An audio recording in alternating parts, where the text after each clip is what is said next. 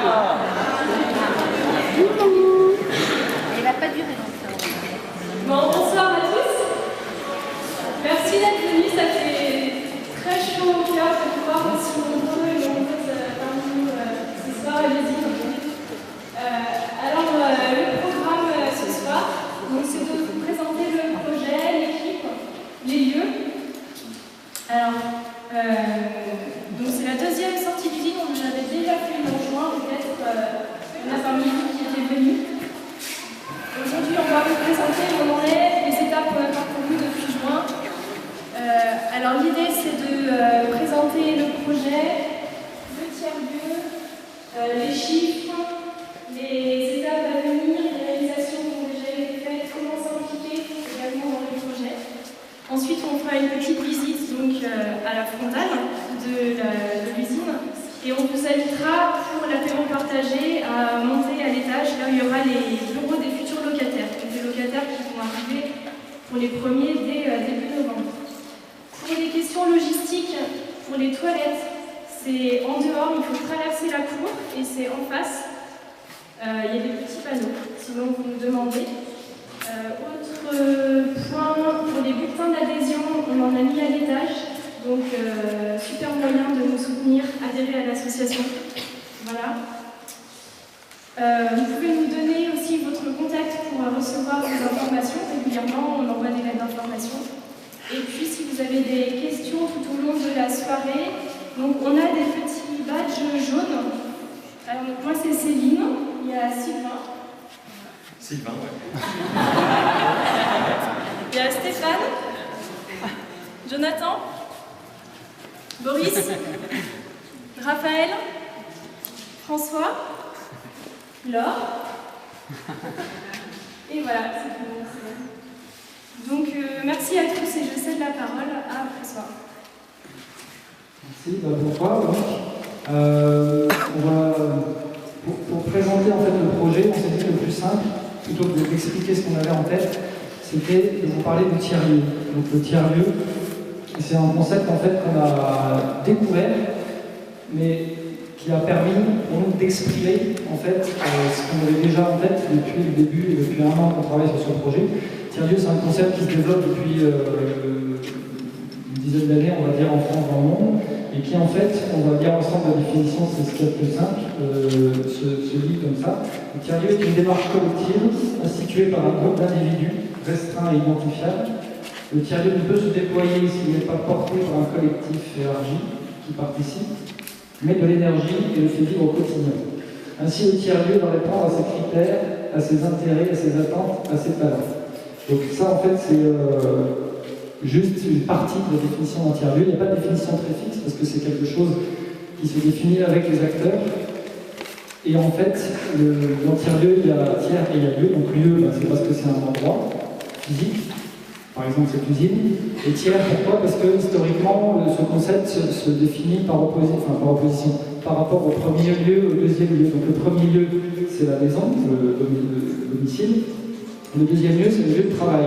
En fait, le tiers-lieu, c'est un lieu hybride qui va prendre des caractéristiques de ces deux premiers lieux, c'est-à-dire la convivialité qu'on trouve à la maison, par exemple, et la concentration et le professionnalisme qu'on trouve au travail. Donc voilà, c'est en résumé ce qu'on peut trouver dans le tiers-lieu. Et donc, c'est un lieu hybride où on va trouver une partie privée, une partie publique, une partie conviviale, une partie productive, efficace, et on peut décliner comme ça cette mixité à bien des égards. Et nous, on a aussi voulu que ce soit une mixité au sens du public qui s'y trouve, c'est-à-dire le plus de professions variées en fait. Voilà, mais ça on y reviendra plus tard.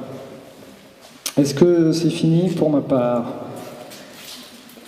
Je crois que oui. Raphaël? Bonsoir, du coup moi c'est Raphaël. Les valeurs, on avait prévu de vous projeter une charte, la charte des valeurs de l'usine vivante, mais pour des raisons techniques, on ne va pas vous la projeter ce soir.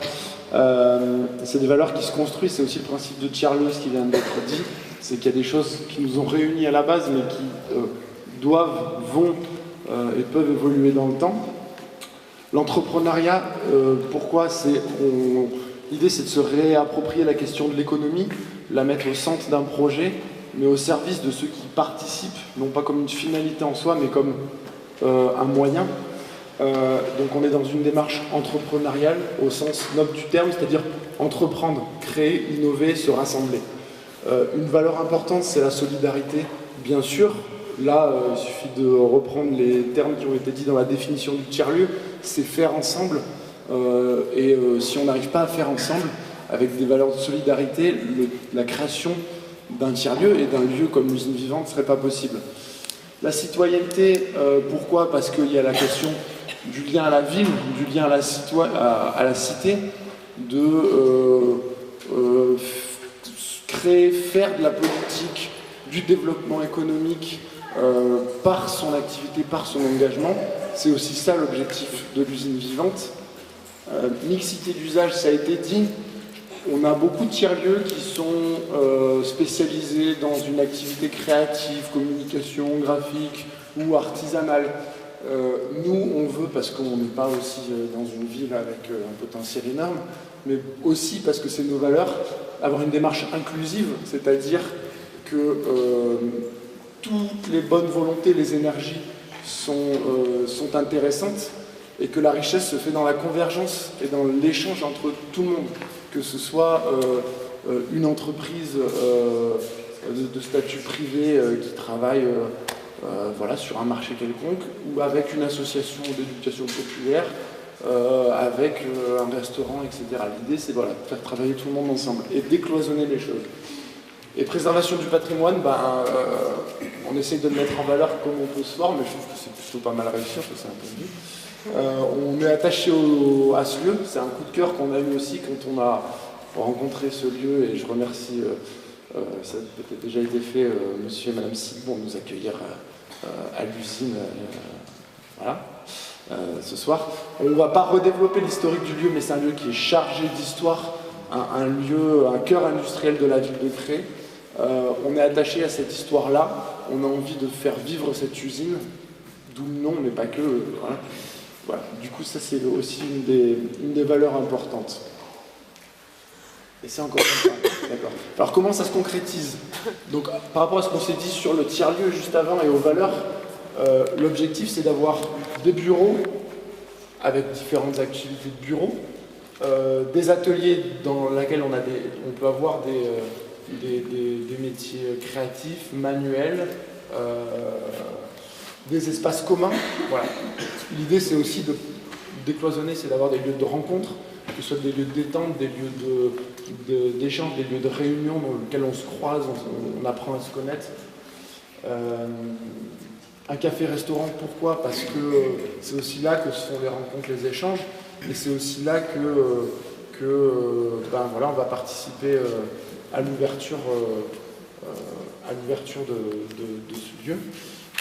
Et un jardin, voilà, on peut imaginer un lieu embelli avec, à la place du bitume, des choses belles qui vont pousser. Voilà, ça fait partie du rêve. Avec des entrepreneurs, des associations, des particuliers. Encore une fois, on est dans une démarche inclusive et toutes les forces vives qui veulent participer au projet sont les bienvenues. Et je reprends la notion de particulier, c'est qu'on n'est pas que sur une démarche d'usager. On n'est pas non plus dans une démarche de prestataire de service, on est entre les deux. C'est-à-dire que parmi les membres que vous avez vus, il y a des gens qui ont des intérêts en termes d'usage du lieu, c'est aussi comme ça que s'est créé le projet au départ. Mais il y a aussi la volonté de s'engager de façon militante dans un projet commun. Voilà, donc c'est aussi des particuliers. Et pour vous projeter un petit peu le rêve qu'on a, on a trouvé une vidéo qui est particulière. Du coup, on va la remettre à 0. Elle dure 6 minutes, je crois. C'est à Montreuil. C'est très parisien, vous m'excuserez pour ce terme. Mais ça reflète bien ce côté de travailler ensemble, de décloisonner les espaces et d'avoir un lieu vraiment de mixité d'usage. Voilà, du coup, je vous laisse voir la vidéo. Et point B, c'est des usines remplies, pleines de vie, plein d'entreprises, plein d'activités de divers ordres. Et donc, en concertation avec M. et Mme Silbon, on a réfléchi à des phases sur 5 années pour atteindre le point B. Et donc la phase 1, à très court terme, ça doit commencer le 1er novembre, c'est la partie location du premier étage de bureau. On va voir tout à l'heure, vous pourrez bien visiter les lieux. Ça correspond en gros à 16 postes alloués avec des bureaux de minimum 7 mètres carrés, avec des espaces communs et une salle de réunion. La deuxième phase, ce sera la location du rez-de-chaussée. Vous y êtes passé, là, quand on descend les 3 marches, là, on a été dans une grande pièce, il y a 2 pièces sur le côté. Ça, ce sera le rez-de-chaussée, ce sera également des bureaux avec des espaces communs. La phase 3, qui pourrait venir plus tôt, mais on va rester dans la théorie, la phase 3 qui vient après la phase 2, c'est pas la logique. Ce serait l'acquisition de la dépendance Est, c'est le grand bâtiment qui se finit par la grande cheminée sur le côté Est, qui pourrait correspondre à l'installation d'un café, d'un restaurant, d'un espace plus ouvert sur le grand public, qui serait au service des entrepreneurs sur place et l'ouverture sur la cité. La phase 4, qui pareil pourrait venir aussi également plus tôt selon les moyens qu'on arrive à réunir, c'est l'acquisition de l'immeuble de bureau qui sera déjà rempli par des locataires. Et la phase 5 et 6, parce que ça peut se faire en plusieurs temps, c'est location puis acquisition de l'espace où on se trouve. Donc on met 5 et 6 parce que là on est sur les plus grands volumes, donc les plus grands budgets, et ça se découpe encore en plusieurs temps. C'est en théorie, on a une idée un petit peu plus précise que ça, mais on ne voulait pas rentrer dans trop de détails et vous montrer notre vision, comment on a phasé le projet pour atteindre notre objectif. Voilà en gros pour les phases. Les chiffres que Boris va nous présenter, quelques chiffres, après il y en aura d'autres qui vont venir encore. Alors, au niveau des chiffres, c'est plus vous présenter l'activité interne, comment on s'est constitué en gros depuis janvier 2015. Du coup, il y a eu plus de 25 réunions, donc ça correspond à pas mal d'heures de travail. On s'est réunis en commission, en CA assez régulièrement, donc le CA, à la rentrée, là, ça a été assez dynamique. On va essayer de reprendre un travail en commission un peu plus approfondi jusqu'à maintenant qu'on a un peu délaissé. Au CA actuellement, du coup, il y a 8 personnes.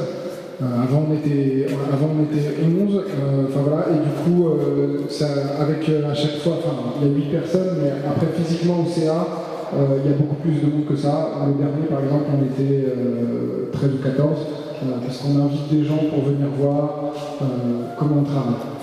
Voilà, 22 adhérents, c'est suite à la première sortie d'usine qui a eu lieu en juin, où il y a des gens qui ont adhéré en plus à l'association de l'usine.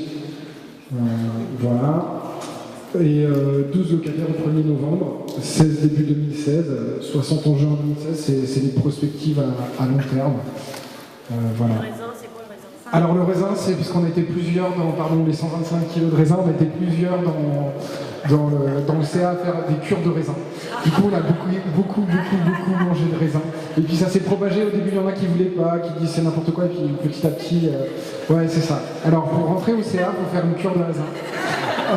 Mais vous n'êtes pas obligé, c'est pas obligé tout de suite, ça peut venir progressivement en fait, on vous oblige pas tout de suite. Voilà, voilà au niveau des chiffres, le CA du coup ce soir, au début on voulait que ce soit une AG, puis finalement c'est pas une AG. Parce que en gros, en fait on n'est pas assez à jour au niveau du règlement intérieur, au niveau de pas mal de choses. Du coup, nous, ce qu'on voulait, c'est que les gens qui voulaient s'investir un peu dans le projet puissent se rajouter à un moment ou à un autre. Et du coup, en tant qu'invité, pour plus tard faire une AG dans quelques mois, pour que ainsi ils voient comment on fonctionne, si ça leur va, si ça les intéresse. Voilà. Je vais laisser la parole à Sylvain, encore, qui va être plus sur les chiffres précis. Voilà la partie la plus marrante de la présentation, et j'ai la joie de la présenter. Donc on va vous présenter des tarifs qu'on a pu construire à l'issue des négociations sur le loyer, sur des devis qu'on a reçus pour les différentes charges pour mettre en place les bureaux. Alors c'est des chiffres qu'on est en train de construire, notamment sur la partie charge de fonctionnement et sur la partie donc charge de fonctionnement, électricité, internet, la base, chauffage, l'eau, voilà, tout ce qui correspond au fonctionnement basique. Ensuite, donc, il y a le loyer, puisque c'est des bureaux qu'on va louer. Et ensuite, il y a une partie commission une commission donc des frais pour l'association L'Usine Vivante, pour la gestion, la coordination, l'animation du lieu, du bénévolat, des événements, voilà, pour qu'on ait un petit fonds de roulement, on continuera à le faire bénévolement, mais qu'on ait un petit peu de moyens pour sortir du système D. Donc ça, c'est des chiffres qu'on va vous présenter, qui ont un tout petit peu évolué par rapport à la newsletter pour ceux qui l'ont reçue. On est en train de les construire, on veut y réfléchir avec vous, donc s'il y a des réactions, n'hésitez pas, et soit en plénière comme ça, soit ensuite quand on va monter dans les bureaux, on pourra vraiment continuer à échanger sur ces questions-là. L'objectif de ces prix, c'est fournir un service de qualité, donc que ce soit vraiment un lieu pour que les professionnels puissent travailler dans de bonnes conditions, recevoir leurs clients s'ils doivent les recevoir, organiser des réunions et avoir un cadre de travail vraiment professionnel, avec cet esprit de convivialité, avec des temps annexes pour concilier, comme on a vu, bien-être et professionnalisme. Il faut qu'on arrive à un bon prix, puisqu'il faut que vous soyez intéressés et que ça corresponde à vos budgets, à vos moyens. Tous ces prix, ils vont dans l'optique d'acquérir le lieu. Donc il faut garder ça comme dans le viseur, c'est à pouvoir racheter l'usine et donc on aura un autre rapport au loyer. On pourra... normalement, on devrait arriver à des loyers plus intéressants ou des systèmes aussi où les locataires pourraient devenir propriétaires de parts de la société qui détiendrait l'usine. Donc ce ne serait pas la position classique du locataire qui paye tous les mois un loyer, disons, perdu, mais qui devienne plus ou moins actionnaire de la société qui gérera le lieu. Donc on va aller sur un tableur Excel. Alors je vais essayer de le présenter doucement pour que ce soit compréhensible pour tout le monde. Donc on distingue, il y a deux blocs. Le premier, c'est 16 premiers mois, puisqu'on a un tarif généreux proposé par monsieur et madame Sidbon pour la phase de lancement, pour faciliter le lancement pour avoir des prestations plus attractives pour les locataires. Donc on parle de loyer de 8 € hors taxe par mètre carré utile, c'est-à-dire mètre carré de bureau loué. On a des charges, donc la deuxième ligne charge hors taxe, c'est tout le fonctionnement. Alors je ne reprends pas la liste, électricité, internet, etc. Et ensuite la commission animation qui correspond en gros à 2,5 hors taxe par mètre carré loué. Ça nous donne un tarif par poste avec accès à une salle de réunion de 17 mètres carrés de 145 € hors taxe, 174 € TTC. Et la deuxième phase, je vais le faire plus succinct, ce qui augmente c'est le loyer, on rentre au vrai loyer sans cet effort qui a été proposé par monsieur et madame Silbon, donc le tarif, disons, durable, du moins jusqu'à ce qu'on achète, de 10 € hors taxe par mètre carré. Ça fait un petit peu évoluer les prix par poste avec accès à une salle de réunion pour arriver en TTC à 196 €. Voilà, ça, s'il y a des réactions maintenant, on peut en parler. Sinon, en plus petit comité, à l'étage, voilà, je ne sais pas si mes collègues veulent compléter sur ce point qui était quand même un des points un petit peu importants et concrets à vous présenter. Les loyers sont mensuels ? Oui, mensuel. Oui, pardon, c'est pas précisé, c'est mensuel. Est-ce qu'il y a d'autres questions très pragmatiques comme ça, mensuelles? Oui.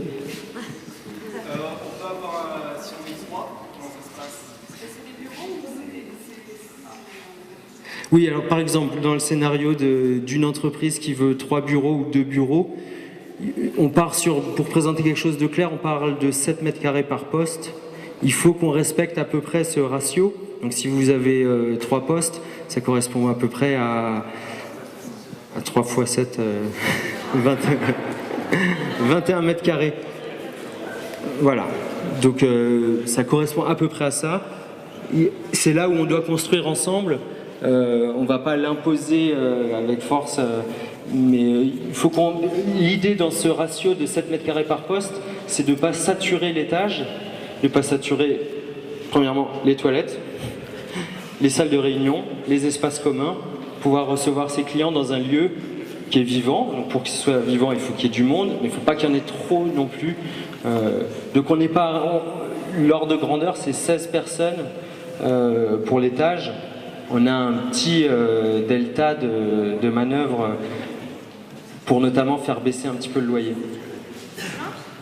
Oui. C'est les prix qui incluent chauffage, électricité et internet? Oui, toutes charges comprises, l'animation, seulement là il n'y aurait pas le téléphone.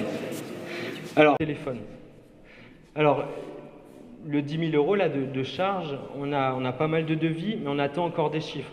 Ça peut encore évoluer, plus ou moins 15%, mais c'est là, voilà, on y travaille d'arrache-pied, mais on a plein d'autres choses à mener, donc ça se mène en parallèle et on n'a pas encore tous les chiffres. Oui, salle de réunion. Oui, donc c'est compris, c'est un poste de 7 mètres carrés avec l'accès à une salle de réunion de 17 mètres carrés, avec un usage à définir, mais a priori illimité dans le bon respect du fonctionnement avec les autres, avec des plannings à remplir pour prévenir à l'avance. On imagine aussi, vous le verrez quand on sera là-haut, c'est une salle de réunion et au moins une mini-salle de réunion ou box téléphonique. On a vu ça dans un tiers-lieu, un lieu vitré qui permet d'aller passer des coups de fil sans gêner les collègues, ou faire des mini-réunions à deux si on veut parler fort pour faire avancer un projet. Oui, une question là? Qu'est-ce que vous appelez un poste en fait? Un poste de travail. Ok. Parce que en fait, j'ai amené un petit truc à partager et j'ai vu un petit peu l'étage. Mais en fait, il n'y a pas de structure physique de 7 mètres carrés, c'est une symbolique. Oui, tout à fait. En gros, on a des pièces qui vont de 31 mètres carrés à 23 mètres carrés. J'ai remarqué tout à l'heure en posant. Voilà, donc ça sous-entend, votre réaction c'est très bien, ça sous-entend de partager des bureaux. Sauf s'il y a des structures, comme disait monsieur, qui a 3 ou 4 postes dans la même entreprise. et ils pourront a priori avoir le bureau entier. Mais si... Ouais. C'est pas envisageable de gaspiller comme on a vu dans la vidéo là, avec des panneaux. Oui, c'est envisageable tout est envisageable puisqu'on est vraiment dans un tiers-lieu à construire ensemble. Si vraiment il fallait refaire des box, on peut le faire, sachant que, bon, je vais parler, ça pourrait être intelligent de trouver des solutions pour éviter le cloisonnement avec chacun face à son mur. Donc il faut trouver des fonctionnements où l'open space peut avoir des limites en termes de nuisances sonores, mais il a aussi des avantages en termes de brassage, d'énergie. Donc il faut trouver, s'il y a des professions, des personnes qui passent leur journée sur Skype ou au téléphone, qu'il leur faut un box, on peut monter des cloisons, on en parle et on trouve des solutions. Ouais. Mais ces loyers, ils servent à payer un petit peu du prix de l'entreprise ou pas du tout? Pardon, j'ai pas saisi. L'entreprise, il faut l'acheter. L'usine, il faut l'acheter. Non. Si, on a à l'acheter, mais ce loyer... Ces loyers servent à ça ou pas? Non, ces loyers ne servent pas à l'acheter. Le seul élément qui va un petit peu dans ce sens-là, c'est la commission. La commission, à l'année, ça va nous faire 4 260 €, desquels on va prendre en charge nos charges, comme organiser un événement, on achète un buffet, on imprime... S'il reste un peu d'argent, ça va commencer à nous faire des fonds propres. Bon, on va parler de mini-fonds propres, mais qui pour commencer l'effet de levier, pour lever de l'emprunt, de l'épargne solidaire, des subventions. Mais donc, ce loyer, pour répondre concrètement à la question, il ne contribue pas encore à acheter le lieu. Eh ben, on a un loyer à payer à notre bailleur. Il sert à payer le bailleur, les différents fournisseurs et l'animation. Ben oui, mais il y a des... D'autres questions? Le loyer à payer donc, aux propriétaires, c'est l'usine vivante en tant qu'association qui... voilà, ça remonte en termes des loyers différents de personnes qui vont occuper.